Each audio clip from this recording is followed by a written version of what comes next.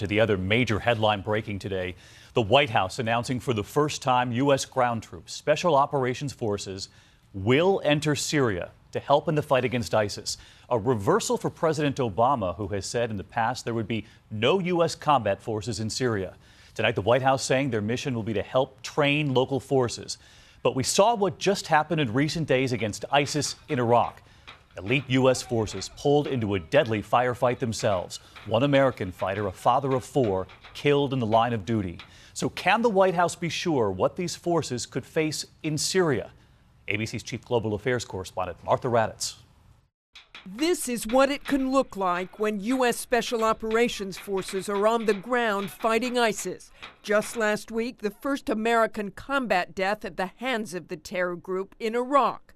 And now, the U.S. is sending Special Operations Forces, close to 50 of them, to Syria, with no promise from the White House that the number won't increase. I don't want to try to predict the future here. Putting American troops on the ground in one of the most dangerous places on the planet is a major shift in the fight against ISIS.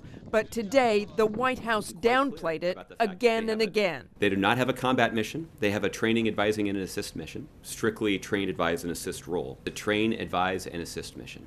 Train, advise, and assist was also the promise made about American troops in Iraq. And yet the Delta Force was still pulled into that deadly firefight last week.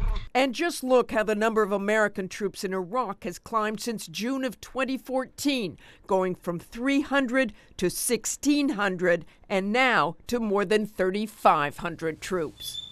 And Martha Raddatz with us now, live from Washington. And Martha, a lot of these veterans' families are going to be asking, how can we be sure the American forces will only be training and assisting and not pulled into combat like what we saw in recent days? Well, we can't really, David. Even though they say the Special Operations Forces will be in a headquarters, that does not mean they won't see combat, David. All right, Martha Raddatz with us tonight. Thank you, Martha.